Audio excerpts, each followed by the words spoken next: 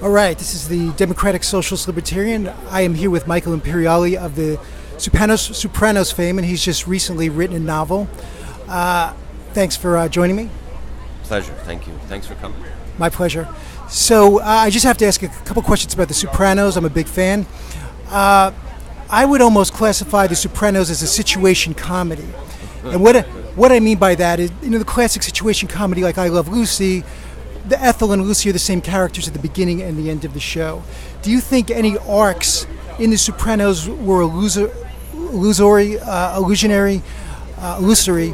and in that Tony was a sociopath and your character perhaps constrained by environmental factors? There was no arc. The people were kind of trapped in their environment. What is your opinion on that?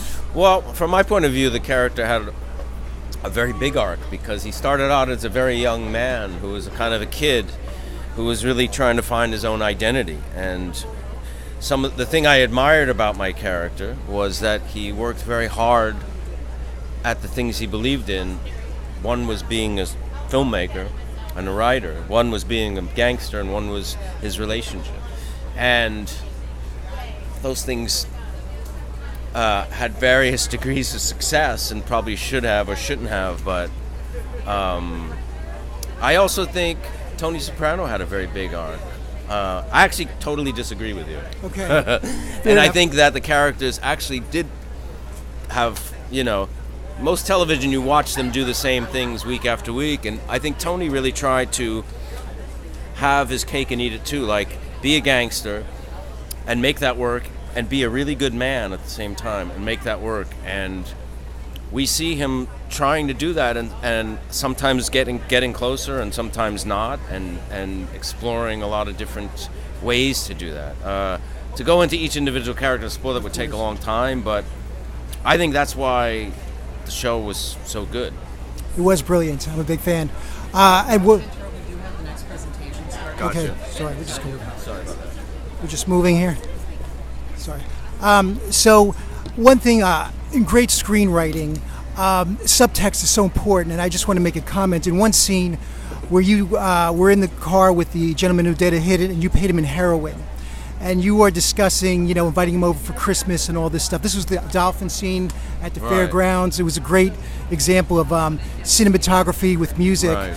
But it was so beautiful the way it was done, in that you're discussing this, having him over, and then you're looking at the heroin, and you could see where you're fixated. And the dialogue, while it's going somewhere else, the meaning is like on a totally different plane. That was very beautifully done, and a scene that's outstanding.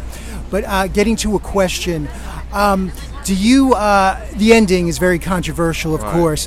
What do you think where the producer or the main writers took that? Do you think it was good to leave it open-ended, or do you think the trajectory and the way that was being written, that it needed closure and there was a feeling of incompleteness that a lot of people felt?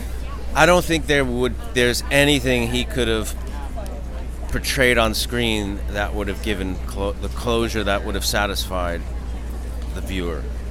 And I think the open-endedness is closure in itself, because that is how life is. There's never what is closure in life? Do we get closure in life? Things happen and then they go on. We keep going on. There was one review, I think in New Yorker magazine, that said at the end of the day, David Chase whacked the audience, which I thought was kind of interesting. I always thought we were in his point of view and he dies, Tony.